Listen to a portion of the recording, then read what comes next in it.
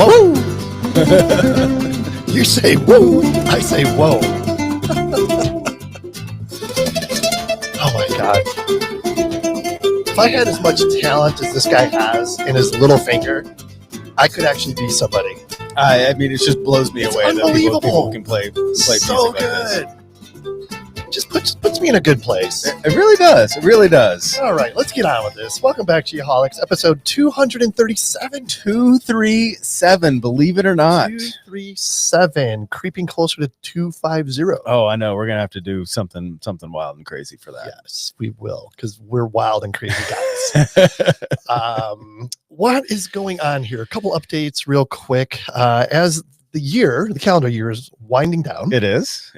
We are renewing our Friends of the Program for 2025. We are. Of course, our current Friends of the Program get first right of refusal, as we like to say. Yes, absolutely. After November 15th, which this will probably be coming out right after that, we're opening it up. We've had a lot of people express interest in supporting the show.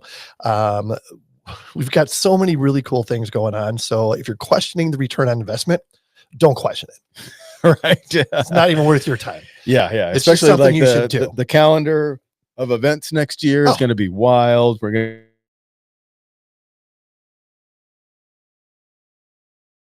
to be in much more. So yes, all good things are happening. The thing is, I was just telling somebody, was it today? I said, you know what? Our listenership continues to grow. Our followers continue to grow. Our subscribers continue to grow. So you know what that tells me? What's that? We're still relevant.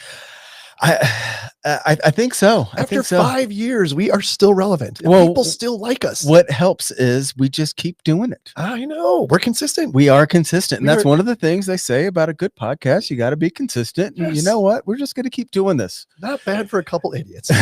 Right. Absolutely. Well, you had a fun day today. I did. Actually, I had a fun week. I want to talk about it just a little bit. Love to hear you talk about it. I'm very excited for you. So this week I hijacked the podcast equipment and I took it downtown. Some great client, great friends of mine with the light rail team down at City of Phoenix. This week is World Quality Week, and the light rail team does a great job every year for Quality Week. They do tailgate meetings, and they just do a whole thing, and all they want to do is talk about quality. How important it is, how you make better quality, how you do it on job sites. So I about a year ago, I had mentioned like, hey, I got this podcast. I can maybe do some stuff for you during Quality Week.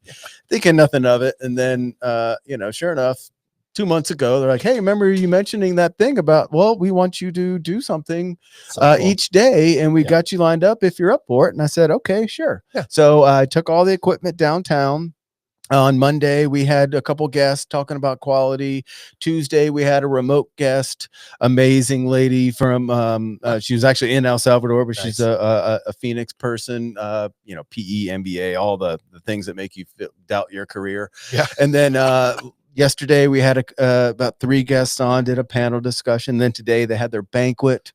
I did the panel discussion there. Then I ran to a golf tournament for the Solid Waste and Recycling Association, played in that, and then ran over here. And now we're doing this. And it's been a great week. And I can't say enough thanks. I was very honored to be invited to be kind of a spokesman for Quality Week and the team. And it was amazing. And I can't say enough. It was a great week. And I'm really excited about tonight. So what's new with you? Well, after all that. The one thing you failed to mention is that at the end of the event, I think it was today, they had a little banquet or whatever. They did. And they presented you with our very first trophy. Yes. It's actually like a little trophy, it's so cool. Beautiful glass thing, thanking the Geoholics for participating in Quality Week from the light rail team. And it definitely meant a lot to me. And I can't say enough. Yeah. So that's going to be in the studio. Good job, forever. Yep. For sure. What's new with me? Last weekend, that was fun. The Horses Help event. Yeah, it turns out I won the chair that I bid on. Yes, really? I did. Yeah, the rocking chair. The Evelyn is gonna be so pumped. She's got this awesome Adirondack rocking chair thing. It's amazing. I still think she's gonna be way too big for it. I think you're wrong. When you get that home, you have to send me a picture. Oh, she is definitely. You and Chelsea and all the team over there are going to get a picture of her enjoying the chair. God. Well, congratulations on that, dude. You're on a roll. I know, right? Yes. But more about the event. It was awesome. A little bit of rain. Mm-hmm. What was amazing is the rain hit and everyone just kind of got under some shelters, and then they were like completely unfazed. They're just like kind of hanging out, and then the rain passed. Everyone was all back out. Like it was an amazing event I didn't realize how many great things that they do. Oh my gosh. It just made me want to spend money. Right? you're like, you guys are doing awesome things. Yeah, I want to help. Yep. Good group of people. So that was last weekend. This week, from a work perspective, our fiscal year ended on October 31st. Oh, it did. Yes. And clean slate. It's amazing. Okay. And I am so much better prepared this year than I was 6 months ago when I got, elevated to this position in the middle of the year. So I am in a really good place. It's like clean slate, fresh start. It's all on me now for the next year. So excited, no pressure, nervous, but all things are good. And like our first quarter is already shaping up to be something great. So that's amazing. I'm happy for you. I'm in a good place as well. That is good. Knock on. Do you think this is wood? Stone? No, I don't know what to. I think it's plastic. But that's what you're supposed to do.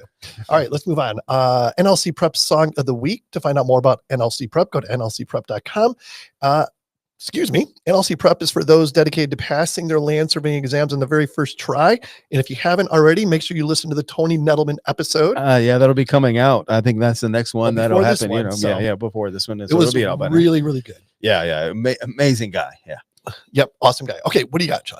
Okay. That was, I'm probably going to butcher this again, Otmar Liebert and Luna Negra, a song called Havana Club. Otmar Liebert is a German-born guitarist and composer known for pioneering a style that blends flamenco with elements of jazz, Latin, and world music. Born in Cologne in 1959, Liebert began playing guitar at a young age, eventually developing his unique style that he calls Nuevo Flamenco. Liebert is recognized for his virtuosity on the guitar and his ability to create evocative, atmospheric music. Liebert's work has earned him multiple Grammy nominations and dedicated fan base worldwide, solidifying his status as a prominent figure in contemporary instrumental and world music. Dude, you're on point, man. I mean, you're doing some tough words there. I'm impressed. One thing, if you're listening to this, we have already attended Trimble Dimensions. Oh, yes. And I can tell you right now, we had a good time. I'm certain that we had a good time. It's always a good time with those guys. Oh man, I can't wait. And of course, this evening we are in the Altera Central studio, and we are going to by the time you hear this, we would have already hung out with all our great friends at Altera Central at the Trimble Dimensions show. Indeed. And one other thing to mention, they have already signed up or committed to being our PLS sponsor for 2025. Absolutely. I mean, that's a great relationship. Those guys are awesome. I think everything works well with them. So yep. And we had a lot of fun with them on their episode here a couple weeks ago. Oh yeah. A little too much fun at some point. But that was a blast. It was awesome. Yeah. All right. A little bit. Altera Central is the authorized premier Trimble dealer for survey mapping, GIS, forensics, and marine equipment in Texas, Oklahoma, Arizona, and New Mexico. They have 8 offices and provide sales, rentals, repairs, and support for the full line of Trimble products: GPS, GNSS receivers, robotic total stations, scanners, Seiko accessories, mobile mapping system, used equipment, and field supplies, including Juniper receivers and tablets, LaserTech True Pulse rangefinders, and micro drones, UAVs. They also offer field supplies and can deliver them right to your job site, which is incredibly convenient, all backed by a service department with one of the fastest turnarounds in the nation. To find out more, go to alteracentral.com. I got to add one quick thing. Please. Again, it came up today. Yeah. And it's the best partnership, I think, with Altera. Well, one of the people in the office was like, hey, we need an R10. We need to replace something. The first thing I thought of is, hey, just before you do anything, go to the Geoholics marketplace, click on that used link, and see if there's some good used equipment on Altera's website. There's always great stuff. Let's see what's up there. It pops up. If you can grab it, great. And I mean, we've already gotten a couple things off there. That's awesome. I can't say enough. It's a good resource. The marketplace has worked out really well. It really has. Yep. So go to geoholics.com. And click on the marketplace tab. Tons of really good stuff going on there. All right. Next up, we have the GeoMax weekly service pro tip. To find out more about GeoMax, go to geomax-positioning.com. Okay. So I've read this a couple times and I still stumbled over it. So I'm going to do my best because it's a little tricky. It's a little tricky how it's worded. And you'll understand that in a second. One word of advice: follow the periods and commas. Oh, really? Yeah. Okay. Yeah. So same thing that I tell Evelyn, like, okay, that's a comma. Take a breath. That's a period. Pause. Okay, here we go. Every man is said to have his peculiar ambition. Whether it be true or not, I can say for one that I have no other so great as that of being truly esteemed of my fellow man. And I thought, well, of course, my hero. Of course. Abraham Lincoln. And with all of the doings that happened here in the last 48 hours from an election perspective, I thought it was very fitting. I like the let's just take it back and I like the general vibe from what he's talking about there. Indeed. Absolutely. And that it was 200 years ago and it still kind of rings, you know. Still applies today. All right. Next up, we have the GeoSearch Career Corner. To find out more about GeoSearch, go to geosearch.com. These are some tips that GeoSearch has provided, which, by the way, have also signed up to be a friend of the program for 2025. Okay. You gonna do all these? I'll just do them all. Okay, good. All right. So adaptability. These are things that GeoSearch recommends that you focus on. The only constant in business is change. Adapt to survive and thrive. Customer focus. Customer satisfaction is not a department. It's everyone's job. I love that one. Integrity in business. Integrity is not an option. It's a necessity. 1000%. Leadership. Lead by example. Your actions set the tone for your team. Perseverance. Success is not final. Failure is not fatal. It is the courage to continue that counts. Continuous improvement. Always seek ways to improve. Excellence is a continuous process. And finally, networking. Your network is your net worth. Build and maintain strong relationships. Those are all really, really good. And I really like that it's coming from the GeoSearch guys. And these guys are all about finding people new careers and finding great talent for those looking for it, right? Yep. Yeah, I mean, they're just a great resource of information as well. So again, check out geosearch.com. You think, are we ready for this? I know you went kind of quick there. Really? Yeah. How long's it been? Yeah. Well, we did that in under 15 minutes. That's amazing. Yeah, that was good. That was a lot of stuff. And we packed a lot of good content in there. We added some value for sure. Now let's make a friend. What do you say? I think we should. Actually, an old friend, but this week's guest is, of course, presented by Airworks. Airworks' mission is to provide the data intelligence that powers the built world. To find out more, go to airworks.io. We have Dennis McKay with us this evening, or this week. Well, this evening. This week, both. Dennis has actually been on before. We tried on episode 85. I heard, 85. Yep. Things didn't go so well as a result of him being in his car in a campground in Colorado. So one could understand why that may not have gone so well. I want to hear a little bit more about that story when we keep going. But he was on episode 115, and that was pre-Sean. It was. That was the old studio. That was Connor O'Gorman. Oh, COG. COG was on that one. Yeah. So you may remember him from that. So if I may, a little bit about Dennis before we loop him in here. Dennis spent his childhood in McMinnville, Oregon. He earned a BS from Oregon Institute of Technology. Go. I mean, it says it right here. I wouldn't have guessed it. Owls. Go Owls. Yes. He enjoys spending time outdoors with his wife, hiking, mountain biking, and kayaking, and like extreme walking, which we're going to ask him about. They travel 4 to 5 months out of the year to beautiful summertime places. I'm so jealous. Obviously, they're not coming here in the summertime. Right. Currently, he retired in 2012, I believe, from BLM after over 30 years of federal service, where he was the lead land surveyor in Arizona for 26 years and New Mexico for another 5 years. And is that right? No, correct me. I was a GCDB manager and other things. Oh, okay. During those time periods? Yes. Okay. Were you at BLM though? Yeah. I got that part right. It wasn't like the boss of the bosses in this office. Yeah, Gotcha. I was kind of a lead of I'm with you. something. I'm with you. Okay. Well, thanks for correcting me. And to Dennis's credit, I would not have corrected you. I would just be like, I was the guy. I'll take it. Yeah. Integrity. Exactly. There we go. Yeah. And he's currently so correct me if I'm wrong here. You do private research, right? Yes. Into digital boundaries. Yep. And GCDB. Tell me what that is again. That's geographic coordinate database, right? Yeah. So you're still working with that as well.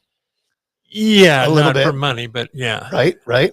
And this was funny. And I'm going to tell a story again because it's freaking hilarious. When you told it last time, you said you're not a sports fan, which may be because you were scarred for life after being tricked into watching Muhammad Ali take a beating in the Rumble in the Jungle. I got to hear more about that. Thriller in Manila or something. Yeah. Whatever that one was. Well, anyways, Dennis, welcome back to the Geoholics. Thanks for driving over and being in studio, first and foremost. And it's great to see you again. Yeah. Great to be here. All right. So we've, where did go ahead, Sean. Do you have it pulled up? The first thing we always do is our Trimble icebreaker, geospatial.trimble.com. One of our also great partners. We're going to be there next week. Yep. Trimble is dedicated to big thinking innovation together with their worldwide distributor partners. The Trimble Geospatial team is working with current and future generations of surveyors for a more sustainable future. Love Trimble. This week's icebreaker question, and I think we saw a little bit, but I want something specific. What is one of your favorite hobbies? My favorite hobby. And you can't give me like 7. You gotta pick one and tell us why. I think that my favorite thing to do.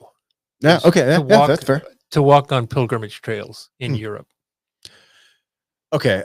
There's going to be a follow-up question to that.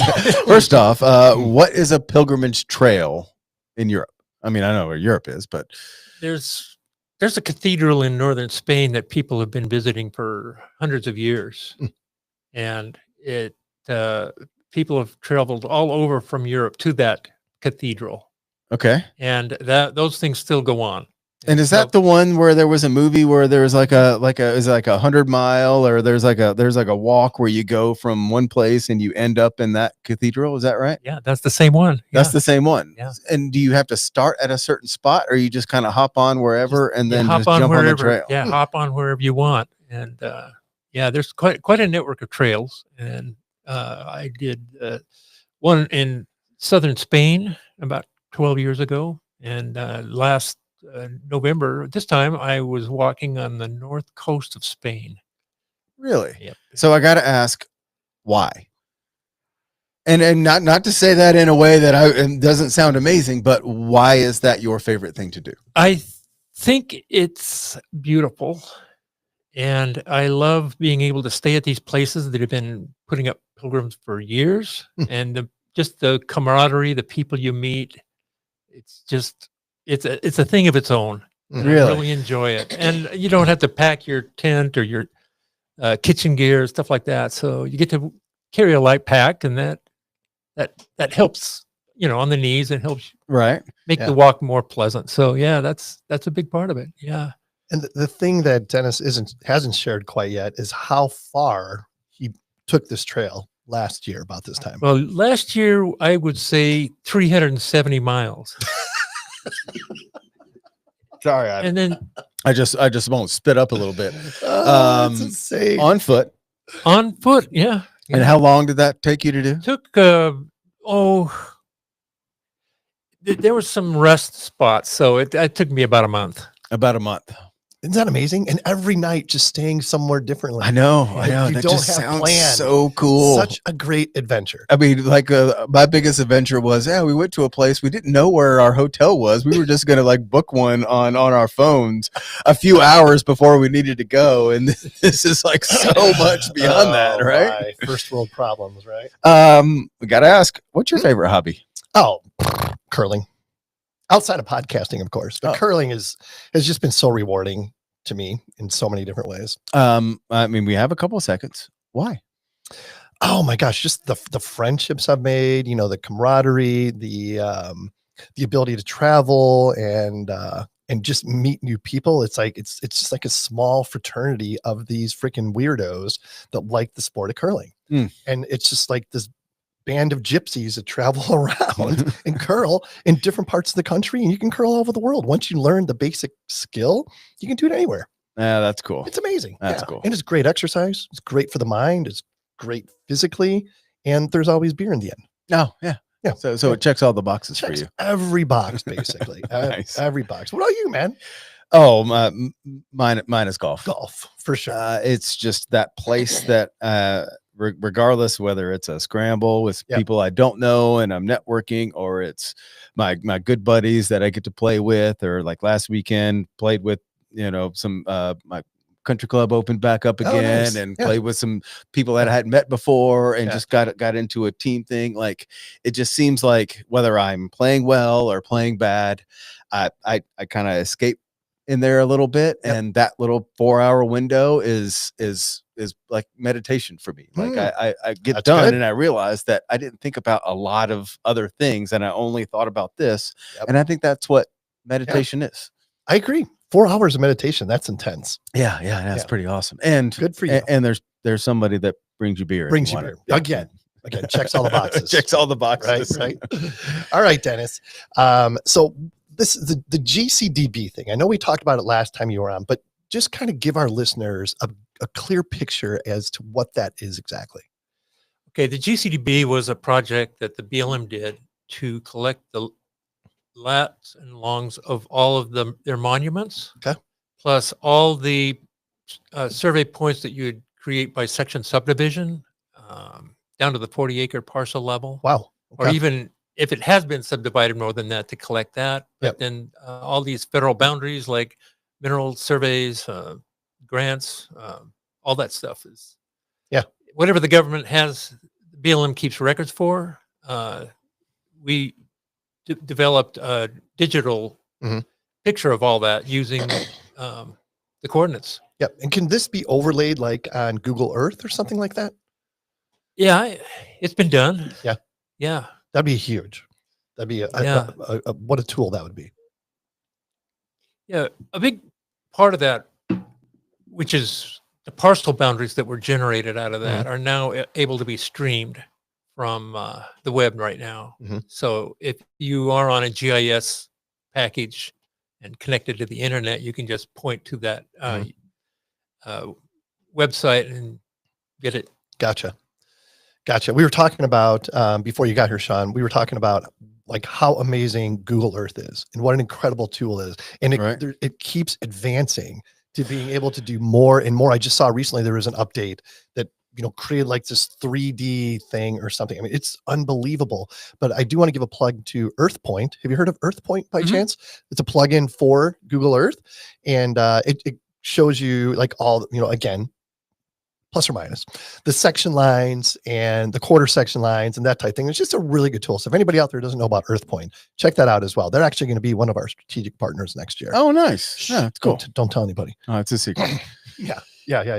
So what is the value of doing something like this, and how does it different from there was something like CAD NSDI or something? Are they're two different things? They are. Okay.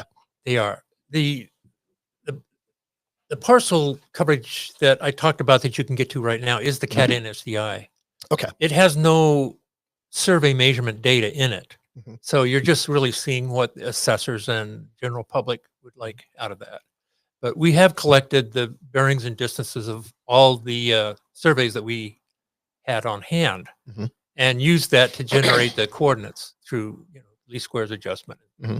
So that when we want to add new surveys, we can just add more measurement data to that pile of numbers and do another analysis on it and get a better idea of lat longs of all those places. Keep tightening it up, basically. Just keep tightening it up. Keep trying to get it more close to reality. So do you then just shift those boundaries as you get better data? Yep. You rubber But sheet it doesn't bother me. Yeah. It doesn't bother me because no matter what coordinate you get, that coordinate is not the exact value of the center of the coordinate. It's always some distance. Sure. Yeah. And so, yeah. But that's an important point that I don't think a lot of people know is just because that's a point on a map you can get to and you can get a lat long doesn't necessarily mean that's what the records would show is that spot. Is that right? Right. Well, if you go to that coordinate with a real good GPS, you might find the monument over somewhere else. Sure. Yeah, it's a good starting point. Right. And that's one of the values of the GCDB is that when we do that analysis, we also include with every coordinate how far off that monument it probably is. Nice. And that's a key part of what I. Yeah. So who is maintaining this? The BLM is still maintaining it. Okay. And is it available to the public? Yeah, you can just stream it. Okay. Yeah, the cat and its but the actual measurements, you can contact different state offices and maybe get a hold of it. When I was in Arizona, we just would make DVDs and we just have a bunch of copies, and if somebody wanted it, then we charge them $4 or $5 and for the cost of the actual disc, and then they'd run off with other data. All you have to do is ask, right? Yeah. But things sometimes some offices will provide that on the internet, but you almost have to use special software in order to read it. That's the drawback to it. It's not in a format that's easy to use. Why is that? Because it was a hard enough thing just to get those things into data files, and it's just moving it into a GIS, which would make it helpful for everybody, was yet another stage that never really was really completed. Okay. Yeah. Although I work on that all the time of trying to get to that measurement data available to the public. Yeah. I mean, in throughout my career, I would use like the BLM GLO website, right? Oh yeah. To get records and stuff like that. It's invaluable. There's so much good information there. But the one thing that drives me insane, I just went to the website right now. It's like so archaic. It needs to be updated. It's like, I know. It looks like it's made in DOS or something like that. But I think everything is there. It's just a bit of a struggle to find everything. Right. But it's an amazing website. Tons of information. And I was there in Virginia where that stuff was housed, and talking to this guy that really helped put that together. And he was telling me that what we should do with that data is to build a polygon of where that thing is, and then assign that, link it up to the image itself so that you could have a spatial index of the data. Yeah, that'd be amazing. And then he ended up retiring, and we never heard of it again. But I carry on that that idea. Yeah.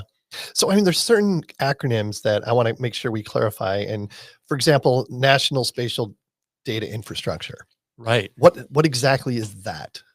That is an idea that the government came up with, the federal government, to have several mapping themes that were available to the public that would be free and online all the time, but that you would really only have one version, like say, and they had different themes like vegetation. So got it. That kind of a thing. And say transportation. So of course you give it to the highway division to oversee that one whole map of all the roads being on sort of like one map.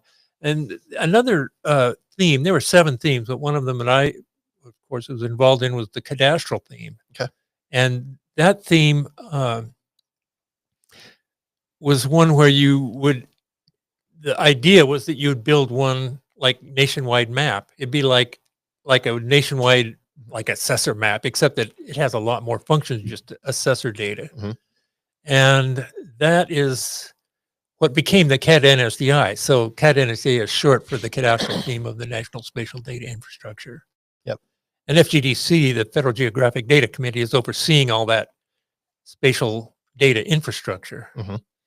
So the NSDI, that is available to the public, right? Yes. Yeah. And that's the idea. Whether it's been implemented on all those seven themes, I don't think so. Right. Because there has been kind of a shift in how involved the government is to solving problems since they became the problem. Yeah. And funding dries up. So yeah. So it seems like there's handful of entities kind of doing the same thing as far as developing this database. Right. Right now there is, different people are involved in different aspects of that national spatial data infrastructure. Okay. Everybody has their own wheelhouse, like USGS probably does all the mapping of topography theme. But that's the idea, that there would be one single theme, one single map for all of that data. That'd but it amazing. Has not gotten to that place yet with the cadastral data. What do you even think that's possible?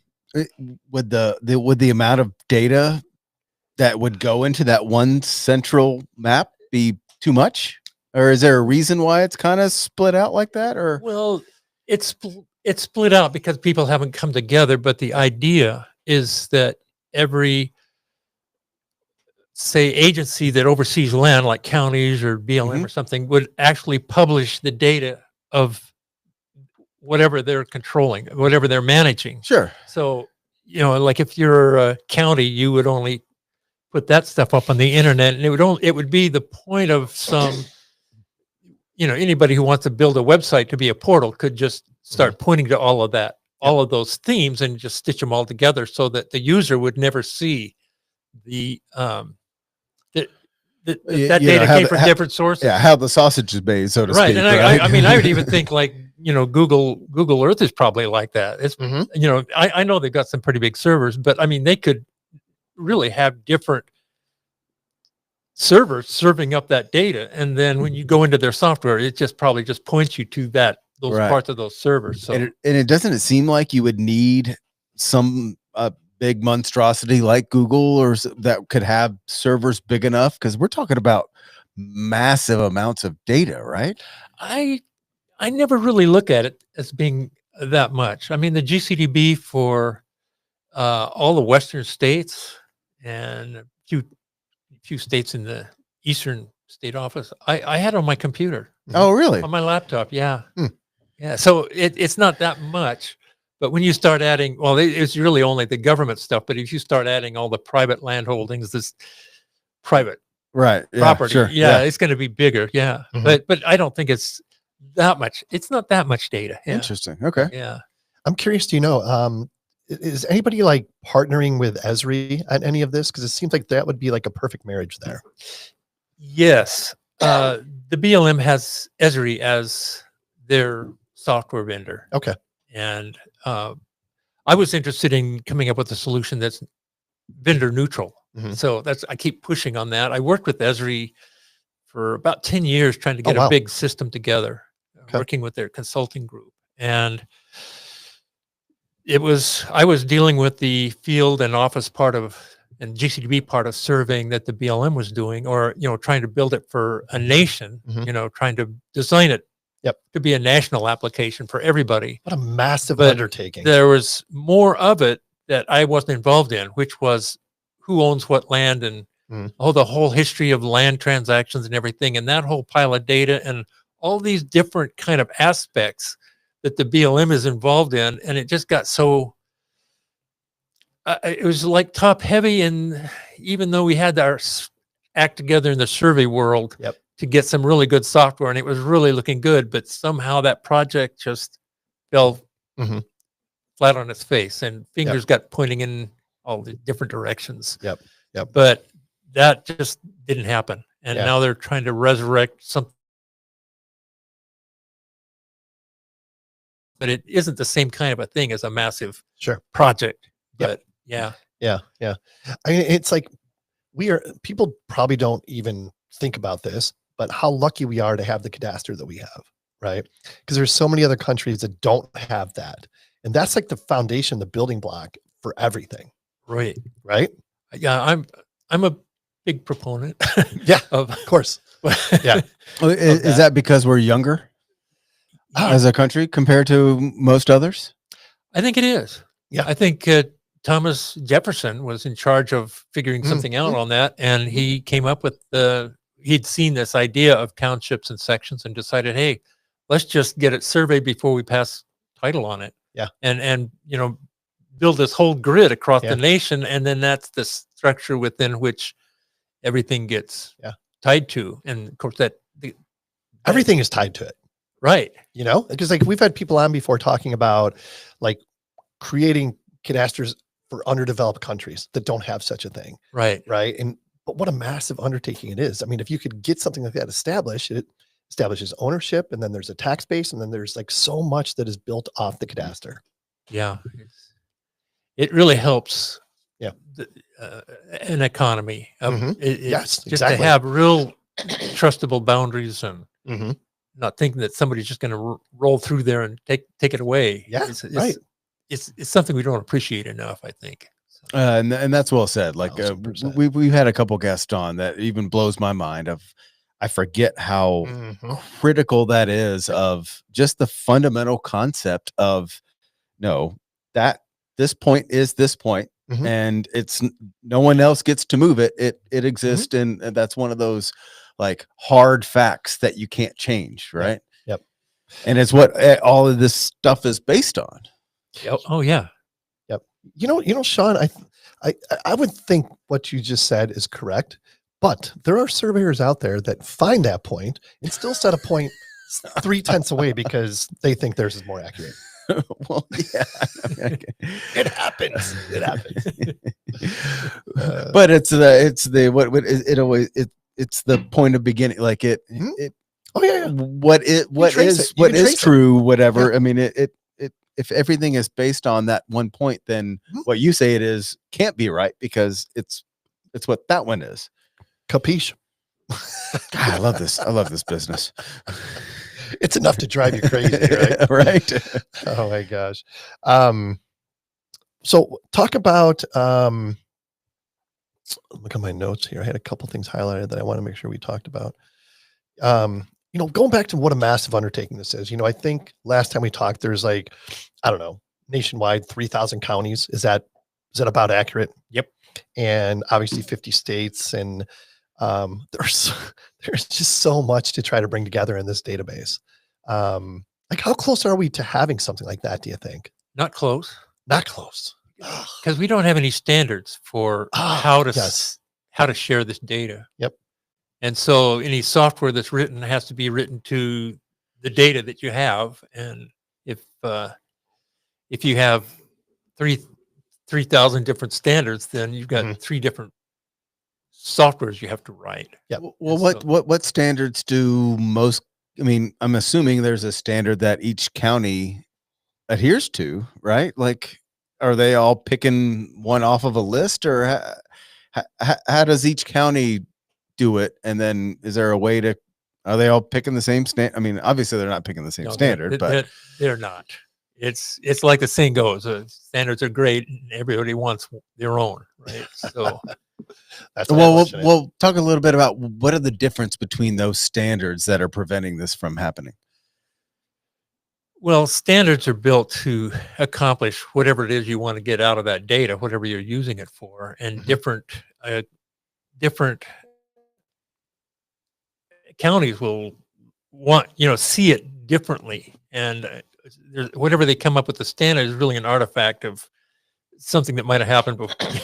With somebody that's no longer there. I mean, it's hard to know, but my involvement was to try to build a national standard. That's back in the days with FGDC. We were building standards that ended up, one of them became the CAT NSDI, but another one has never been developed. It was identified, the survey measurement stuff. They said, yeah, there should be a standard for that, but nobody really created one. So you think there's still a need for it, right? Well, yeah. There's no standard for, say, a bearing in a distance. It's kind Wait, of what? shocking. A bearing in a distance. Crazy. Yeah. Some of the know this? Yeah. Yeah. There's no way to share that stuff. And even in organization I was in with BLM, we couldn't even get data out of the field software to load it into our collection. We had to actually take the paper plat, and then key in all these values into our data, and it seemed not right at the time. So I basically trying to develop a system where you don't have to do that. Yeah. So, yeah. I mean, this might be a total reach, but could like AI play a role in any of this when it comes to developing what we're discussing here? I think AI is going to be really helpful in reading survey plats and converting those ink scratchings into numerical data. Yep. And I think that's going to speed things up so much that it's not even going to be a problem. And there are, I think, even in the architectural field, they're using that. Yeah. And I just think it's just a matter of time before somebody applies that to survey plats. Yep. And so I'm of course pushing for that, because there are a lot of survey plats, and it's going to take quite a lot. It's going to take a lot, and like you said, not every plat, but so many plats are have way different bases of bearings, right? Right. So to make all of these plats fit together that have all these different bases of bearings, it's going to be a challenge. There's going to be a lot of rubber sheeting and that type thing that's going to have to happen in order to make it so. One would think. But what I did when we were in this project, GCDB project, and I was part of the software design, is I insisted, and somehow it got passed, that we be able to put our data in the plat units, in the native units. So if we were working with a mineral survey, we would put in feet, and then if we were just working with GLO and PLSS stuff, we put it in chains and true north and everything. But in some plats, you'll get the state plane coordinate. Sure. And so we developed the software so that when you define a survey, you just define the survey that, the units that they used. Was it plane projection or what plane? So that is how we managed to get the data, so that when you look at a plat and look at the data, it's the same value, but then it all gets translated to whatever the computer wants to have it. I mean, you might say, I just want to stick it all in UTM, or all in geographic, or state plane, or whatever. All that data can be converted into a single unit, and then you can compare the values of each other with each other. I mean, so that's what comparing two different surveys. You got to have the same unit. But if you think, something must be wrong, then you want to see, well, did that get entered? Did that get entered properly? You want to have the same value, in your database that you on your screen or whatever that's on the paper, or the digital image you happen to be looking at. But anyway, that's the thought behind that, because I've been involved in so many instances where the data didn't get put in properly. And you can just grind yourself to a halt, hauling out your calculator, trying to put all that in again, enter it in again, just to check it. And so much room for error. Oh yeah. So like, if you could have it your way, what would the standard be? Good question. I wrote it, and it's in the appendix of this book that I wrote back. What was it? Back in, I think I finished it in February or something. So I did come up with a physical standard for survey measurements, and also standards for the kind of things that are like section subdivision, or it's like geometric constructions. If you want to construct an offset, and there's really no boundary to measure, but something like a setback line, or just not a right of way, but an easement, something like that. Then you can put in the geometry. It's like the coordinate geometry kind of definitions of that stuff, and then that becomes something that is on the screen. So and curves, the parts of curves, which you don't really measure along the curve. Yeah, right. But you just, So anyway, those things are all in that standard. Control points, where they come from, pointing to the actual document that you got them from, that kind of complication. But then once that standard's in there, then you can build these enormous geodatabases of this information, and it just becomes so much more useful. Yeah. Sure. So from your perspective and with all your years of experience, what can surveyors be doing better? I would like to see them have software that allows them to concentrate on the decisions that they have to make, instead of having to fuss with meeting the requirements of their software, but to be able to just, get information in their hands right away. And then whatever decisions that they have to make the data presented to them in a way that makes sense. And so that would streamline surveying quite a bit, to be able to, it's like bringing up a plat right away on your screen to check something, or maybe just get a list of all the measurements that were made on a particular line, and maybe have a statistical kind of analysis to see if, where the outliers are, and just different ways of looking at the data, just poking at the data from different ways, just to uncover what it is that doesn't make sense in a particular survey, because that happens too. You can just be somewhere and go, this just doesn't make sense. And what happened? Why did this? Why is this thing over here? Right. And so if you had that information at hand right there, you can make you can really resolve things right on the spot. Yeah.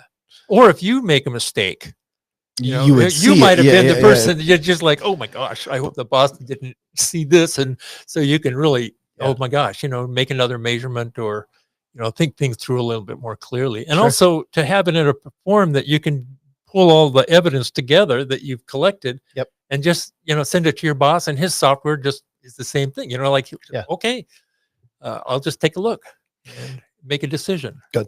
Oh, no. Go ahead. So could you imagine, I think there could come a day where all that information is, gathered in one database, and there's like an augmented or virtual reality component to this, right? Right. Where, you're out in the field with the VR goggles on, and when you're looking around, you're seeing the different surveys basically in front of you, on the ground. On the ground. Yes. Exactly. Well, I think that's great. I even think there's a step before that where I think what you were talking about is like, it's more in real time, where you can see, okay, I have a field crew out here, they're staking points, and then I can see that in real time, and like, well, no, that one's, we're staking curb, and that is way over here, or we're supposed to be hitting this property boundary, and you just hit a spot that is not on that property. And that's what and then what in normal time that would take, it gets back to the office, someone then pulls it in and says, hey, what was that? Then they talk to them, and then you go through this, and 3 days later, okay, that was not correct. But in real time, you can resolve that. And I think that's what you were talking about, right? Yeah, it is. And you can see like data in, like, say, for instance, if you're looking for a corner, you can just say, hey, show me the corners. And they might just show up on the ground as just like posts of light. And you can just walk up to them. But then there might be just something where you can just see a bell curve that we expect you can find this, this corner within, like 2 inches, or it might be 300 feet in some more remote areas. It's got to be, 95% chance it's going to be within this 300 feet. Well, then now you know where to look, or to sort of quit looking. And like a real-time air ellipse on the ground. Right. And what I just thought of is, what if there was that little drone guy that just kind of followed you around? Say this out loud. Okay, I'm sorry. I'm giving it away. But what if that was like a little, like you just had your little drone following you, and it's like, okay, go find the corner, and whatever it had, it would just kind of hover and okay, let's go under that, and then you would go and find it. It would at least get you close enough, and then boom, there you go. Yeah. If anybody listening, please do that. Proprietary to Geoholics. Please ignore what Sean just said. But man, there's the future is bright, no doubt about it. Yeah. So I have a question that just not on the list. But you had a solid 30 years there. Is there anything that you would look back and wish you would have done differently?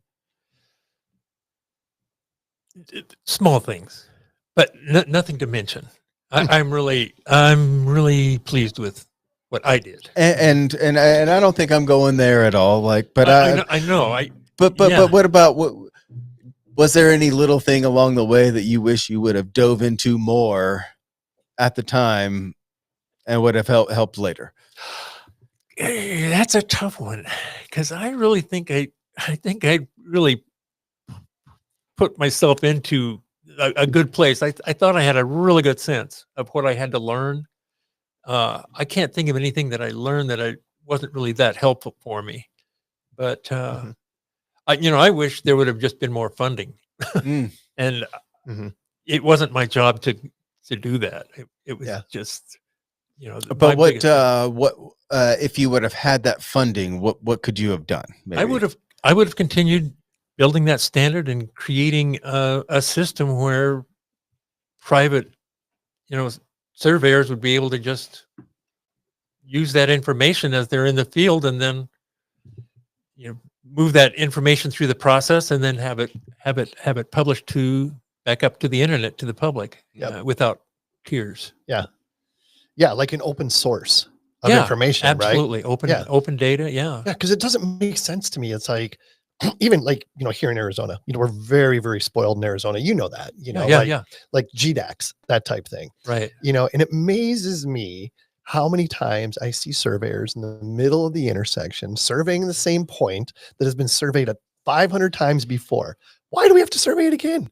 Isn't there a coordinate already established for that? Why do we have to establish a new coordinate for it? Just use the coordinate. Yeah, well. And instead of, risking people out in the middle of the intersection. I see it all the time. And do you think that's a lack of understanding of that coordinate exists? It might be that surveyor didn't consider that coordinate to be the right coordinate, I guess. Like they might have to go to that monument to evaluate whether that is the monument, because like that's one of the things that surveyor has to do is, the coordinates don't mean anything if it's not on the right monument. Sure. So I think that's probably what drives it. But then I think they've got the equipment, and I just don't think they can help themselves. It's not where I thought you were going, but you're probably right. That's great. Well, there is a part of that where it's, hey, it's not right until I hit it and I say it's right. Yeah. And every surveyor is the same way, and they all don't think that it's they have to validate it for themselves. Yeah. Which there's a component to that. I get that. Yeah. I'm guilty of it. When I was doing a lot more work in Arizona, I am guilty of sending people out in these intersections to hit these points that, in hindsight, they're, in many cases, I should say, it wasn't necessary. We've measured it before. 25 other surveyors have measured it before. Yeah. It has an established coordinate. It's good. But at some point, then are you just using that to make sure your guys are doing it right, or make sure they can actually? There's other ways to make sure they're doing it right. I know that, but and I know you don't have to go out in the middle of an intersection to do it, but I don't know. There's a little bit of narcissism when it comes to surveyors. Well said. Sorry. I don't disagree. Yeah. So Dennis, back on the wisdom topic, what are some things that advice, let's say, that you would give younger surveyors in today's world of surveying? I would definitely be as digital as possible, and not give up on. What do you mean by that? Really just learn how to use software. And also, I think one of the things that I would put in there, it's almost sounds like the opposite of what I just said, was just to really concentrate on evidence, really concentrate on case law, statute law. I mean, really evaluate evidence and make good decisions. And the measurement stuff isn't that hard anymore. But I would love to see evidence being available to people in their digital devices as much as possible. Mm-hmm. I think you would agree with that, right? Oh yeah, 1,000%. Yeah, for sure. I mean, there's just so many ways that we can streamline the process, and set our surveyors up for success. Right. And what I'd love to see is to have a depiction of all the survey lines. And almost like a coast to coast plat, and you're just zoomed in on part of it. Yeah. What I see is almost like building a survey plat that looks like a survey plat. But when you really inquire on a line, you'll see all the measurements that were made on that line. But it's just still one line. Right. That's the point. But you'd have all that information available to you, so you will see if there were outliers, if you are an outlier, or and just also have the records on hand to validate that you are in the right place and that you're looking at the right thing. Sure. It's a tricky thing, because sometimes you think, okay, I'm going to be looking for a rebar, and you really darned and determined. You go right to where it is. The fences go right up to it, and you look there, and there's no rebar, but maybe a half-inch pipe, and then you think, oh my gosh, now what? So it's a tricky thing, the whole thing about evidence. But I think getting that all the recorded surveys possible into digital format, you could start going through that stuff, much more meticulously. Sure. Yeah. Sure. Something else I'd like to get your opinion or input on. I mentioned the Geolo website and the records that are available, that type of thing. And I've been very fortunate in my survey career to do a lot of very large retracement surveys, having to go back to the Geolo notes to help us locate corners and stuff like that. And it still boggles my mind on how good those original surveyors were with establishing these corners. And when you go back and remeasure them with today's technology, it's amazing how close that they were. It's incredible. I know it is incredible to think you're going to find some sloppiness, and then sometimes it's just as tight as can be. It'd be hard pressed to actually do what they did. Yep.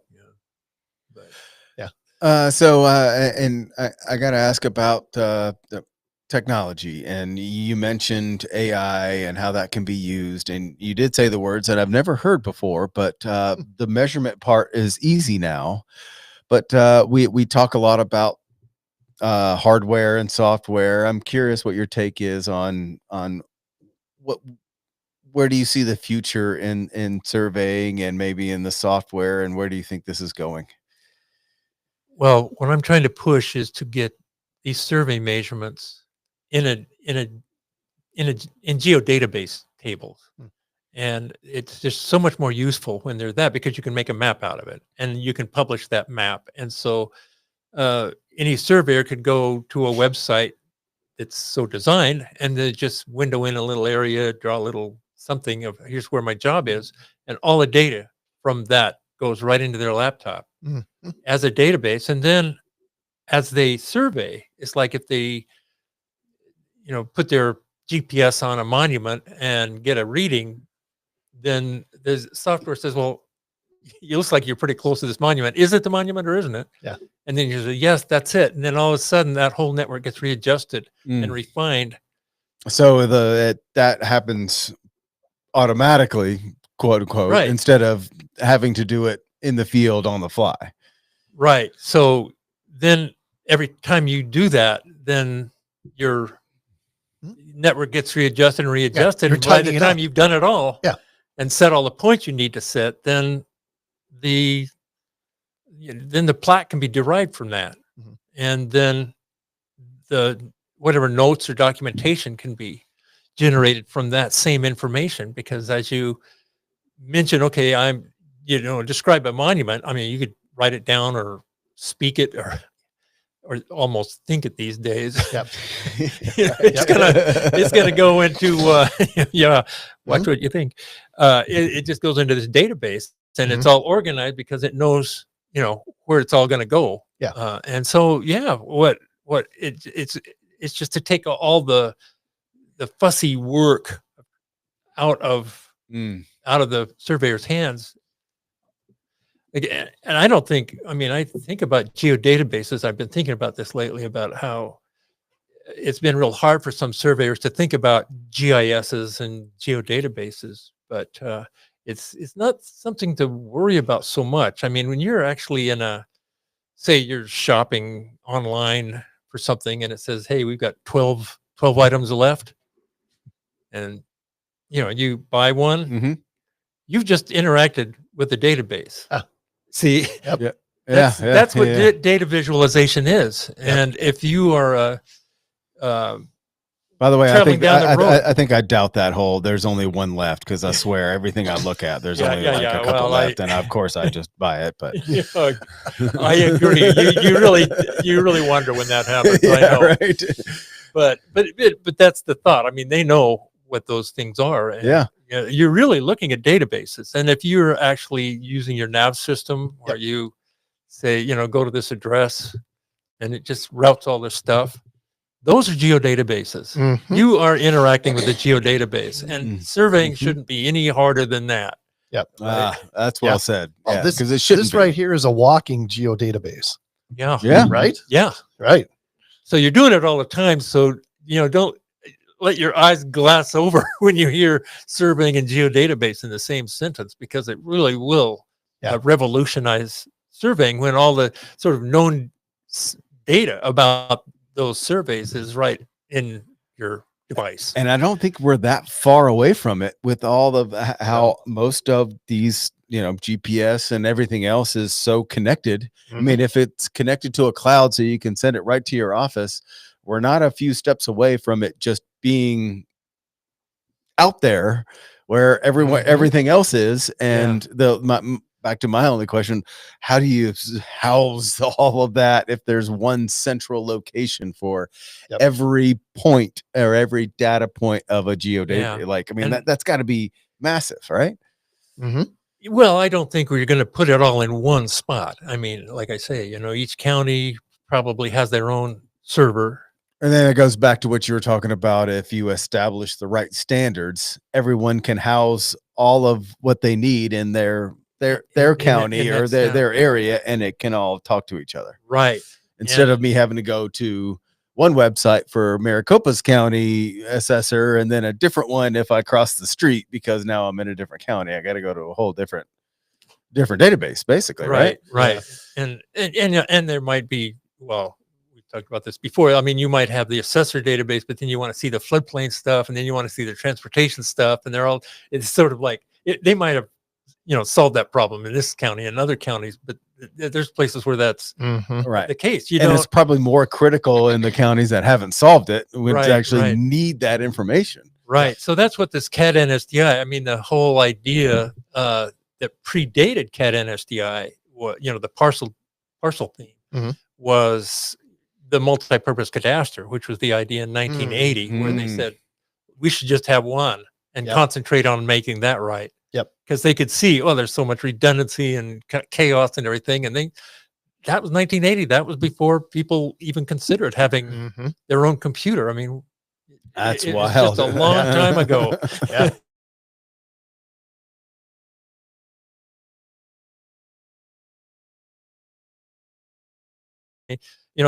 The National Research Council kept putting out booklets being more specific about how to solve this or that, and then things just kind of fizzled out. Sure, but the ideas they've never come up with a better idea. Yeah, well, I mean, our cadastre is the foundation of the fabric of America, honestly. Right, and you may as well have a digital version of it. Why not? We should. Yes. Why don't you get on that, Dennis? What are you doing? What am I doing? That's great. What have I doing in the last 30, 40 years? What have you been up to? Oh man, what else? You got anything else, Sean? Oh no, I love the conversation. Keep going. What else you got? Oh, you want to keep going? Yeah. Oh, okay. Yeah, give me a couple more. Couple more. What is? There's a couple good questions on here. Oh, of course, I wrote them. Which one do you want to go with? Pick one. What about and we go back to a common theme. Yep. The next generation of surveyors. There is a lack of new surveyors and new, there's just not enough people in this industry. What advice would you give, or what do you think about how are we going to manage going forward with more retiring surveyors than ones that are coming on? What are we going to do? What to do? I don't know what there is to do. It is a problem. It's a vexing problem. Yep. I mean, right now the BLM is thinking, wow, we're losing some people who, surveyors. They just now figuring this out. Well, back when Al Gore had a reinventing government where they were looking at downsizing and getting everybody specific on their things. I think the first pass through worked pretty good. There was a few early outs and all that stuff, but then that just felt so good. They just kept doing it until, like all of a sudden people are thinking, we need to retain this institutional knowledge. Right. And that was just during the Clinton administration that we were having work groups get together, think, what are we going to do about this? Yep. And so just on this phone call I had just this week, same problem. Interesting. Yeah. It just, people, when I left, I had about 4 hats when I retired. Yeah. And it was maddening. Yep. And it wasn't just that they downsized it a lot. There was things that happened in the Washington office where you had this core group of the big, surveyor setting policy and all that, the chief cadastral surveyor and a few people that were highly trained and knew what they were doing, and they would interact with each other and they would interact with other agencies and you learn who you trust, you work with people and all that stuff in Washington. And they had the idea, well, why don't we just take those people and just scatter them around to different places? And so the chief cadastral surveyor got assigned to Santa Fe, but the survey group that was there, they moved them over to Albuquerque. And so it's like it's almost like they wanted no one communicating with each other, except for Zoom calls or something. But I think they lost a little something when they did that. So it's a real kind of discombobulated because people have about 4 or 5 different jobs. Yeah. And then there just doesn't seem to be what you really need. It just really wasn't the same as it was back when we were fully funded and had staffs and specialists. And it almost takes a lifetime, I think, to learn how to think about some of these things, a career. And so that's what, people did. I mean, they were mentored by the person that was just in the line in front of them and just kept learning until you pretty much had a pretty good sense about it. And people would call the BLM and say, hey, I got this problem. What do you do? And they would solve those problems. And I don't know what happens now. I'm not part of that game anymore. Right. But I can't see that they could be as effective as they used to be. Yep.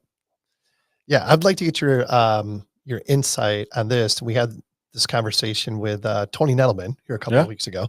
Like you talked about standardizing things, right? Right. And one of the challenges for, as a profession goes is that becoming registered is different essentially in every state, right? The requirements, 4-year degree, 2-year degree, no degree. Do you think we could get to a point where we could standardize the requirements to become a licensed surveyor? It's I'd hate to be the one in charge of that. Yeah. I would like it, but very diplomatic answer. Yeah. And you don't want to, you want to have as many surveyors as you can, and you need a profession that looks well upon. Sure. Yeah. So good standards would be important part of that. Yeah. But getting them all to agree on one set is probably a little harder than you can tackle, right? Right. It might be that people in the colonial states might have a different test. Sure. Maybe not so much on how to solve a Section 6. Oh, yeah. For sure. That we can never get away from that. The meets and bounds states are going to be the meets and bounds states. Right. But I'm thinking more from an education perspective, right? I mean, every state's still going to have their exam because of statutes and things like that that are different. But like, what do you think? Like, if you could set the standard to be a surveyor, do you think it's a 4-year degree? Do you think it's a 2-year degree in experience? Do you think it's just experience? What's the mix? Because I've learned so much from surveyors who did not have a degree. Exactly. I agree. So ouch. Yep. Yeah. Really, really knowledgeable. Yeah. But, some of it was self-taught, but some of it was just being around a surveyor, who did go to school or, something like that. So it's so unique. Yeah. Yeah, it really is. So I'm not in a place, it's a difficult thing to answer. Yeah. And apparently it's not been answered yet. So yeah, no, it hasn't, unfortunately. $1 million question, right? Really is. Question. Yeah. I love my 4-year degree. I learned so much. Yeah. That it's hard not to value what I just learned when I was doing that. Exactly. Love that part. Yeah, it's probably that's a really good point, because it's probably depends on who you ask, right? Like you come from the 4-year degree background and benefited from that tremendously. And then there's some surveyors, in say even Arizona, where a degree isn't required, that have become licensed surveyors based on experience alone. And they will have a different argument, right? Yep. Yeah. So interesting. Yeah. I don't know the answer. I wish I did. We do ask this question a lot, and I don't think we've ever answered it. That question? It could be. It could be just testing. Yeah. If you do know the answer, then whether you have a degree or not, that's the test, right? And then it's going to be like how back to our conversation with Tony on how you make the test, and they're always either trying to get you or like what percentage of people should pass, and you want it to be challenging. You have to ask the hard questions because you have to filter out the guys that are not knowledgeable enough. But how do you make it hard enough to not dissuade people from getting into the profession when it's so lacking, and you just need you want to encourage people to do it without opening up the floodgates and having the lack of quality and the lack of accuracy, right? Yeah. And the last thing I have, looking back on your career from your perspective at this point, what are a couple things that stick out, like maybe whether it be highlights of your career or, what some of the rewards that you gained as a result of being a surveyor, just kind of what you love about the profession? Well, I loved every day of it. And that was a huge part of it, is just liking the work. Just time to go to work, fine. Love it. Yeah. But I think we've talked about this before, is finding monuments that you could only find through solving quite a puzzle of, rare, hard to find evidence or hard to find features and things. That's always the best. That's always the best. That is the, huge moment of just elation. It's like the definition of surveying, right? Yeah, it's right there. Yeah. It's like, if it's kind of like a hole in one. Yeah. Oh, okay. I like You that remember analogy. that. That was good. Exactly. But the other part is, that just working with designing software and designing data standards at a national level was just hugely rewarding to me, hugely difficult. Yeah. But still, I just felt so good about doing it. Sure. And so that's more of a long-term thing, not the single elation thing, because it's a real grind.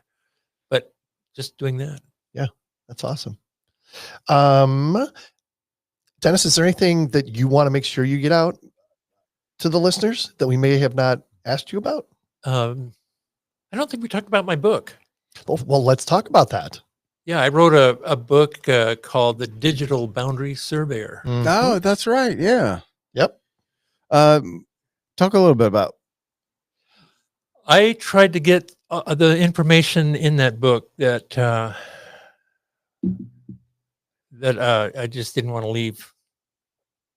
I didn't want to take it to the grave. Oh, okay. If you want to put it that way. Sure. Because I wanted to put it in a format that could be accessed and relied upon as a guide on where to go forward with surveying software and processes. And nice. The digital boundary. A digital boundary. So we're really talking about, I'm not talking about so much underground utilities and facility management things. I think that can be tied into this stuff, but I think just getting the boundary stuff down as a foundation was the part I wanted to take on. And so I wrote standards on how to do that and put the physical design standards in that book, but a lot of it was just discussing the reasoning behind what all that's about and what it's expected to do. So and there it is. How can people find it? It's a PDF, and I have it on a Microsoft cloud somewhere. So it's not on Amazon. It's not on Amazon. Not yet. I've never printed it. Let me put it that way. Oh, that's even better, because I don't think anyone these days, they just want to find it and consume it, right? Right. Online. Right. And I did send it out to different state professional societies. I might have missed one or two that when you go to their website, you can't find, how to get in touch with the people. That's kind of frustrating. Yeah. And then I looked at all the colleges that had a 4-year degree in either surveying or geomatics, locate somebody and then just send that book to them. Yeah. And I don't think I've gotten so much of sending it to survey software companies so much. I got it in the hands of the people I know at Esri. And so I'm just trying to generate some interest in that and, find who out there is. I just want to know who out there is even wanting to, tackling this stuff. Sure. So, you know what? It sounds like something good to put on the Geoholics marketplace. A link to Dennis's book. Yeah. And if you are interested, email info@thegeoholics.com. Yeah. Dennis will send you a digital copy, right? Okay. Or at least a link to find it. A link to find it. And that'd be awesome. Yeah. And then, that'd be really cool. There's absolutely no cost. I mean, I'm not trying to get rich off of this. Yeah. There's nothing that I do I can really market. It's just the nature of the beast. That's great. Love it. All right, man. Take it away. We ask one question for everybody that's here. Last question. Okay, I'm ready. Do you have a mantra that you live by? No, I would say classic answer. You are the first person that has ever said no. But I think you were going somewhere. That was awesome. Yeah, there was a something, and I don't know that it applies to everybody. It applies to me, and that's holding everyone in high esteem. Ooh, love that. It's kind of like Abraham Lincoln-ish. Yeah. It actually ties right into that quote. Yep. He was a surveyor, if I have to remind you. Abraham Lincoln. I've never heard that fact. You're in the presence of greatness. I did not know that he was a surveyor. You never told me that before. Oh, it's probably the 100th time. Right. Oh man, really good. Dennis, enjoyed this conversation even more than the last one. I know. For some reason. Maybe it's because Sean's here. I don't know. I don't think that's it, but I think that you're in a bit. We got a new studio, and the atmosphere is what really created it. Yeah. Really good to see you again. And thanks for being here. And let's do it again next year. What do you think? I'm on it. Yeah. I love it. We're game. All right. Adding value, making friends.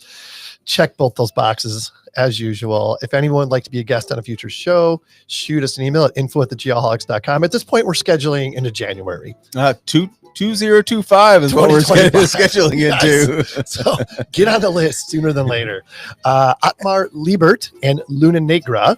Nicely by done. The way, is Black Moon, by the way, Black Moon, Luna Negra. Get it? Oh, yep, I just now did. Havana Club available everywhere, I believe. Until next time, everyone.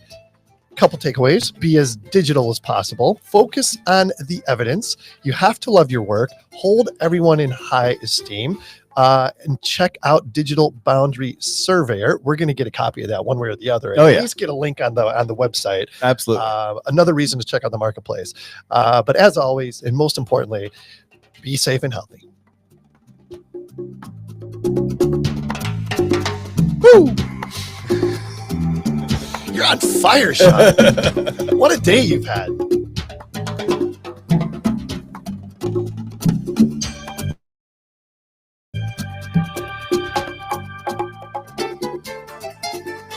There we go.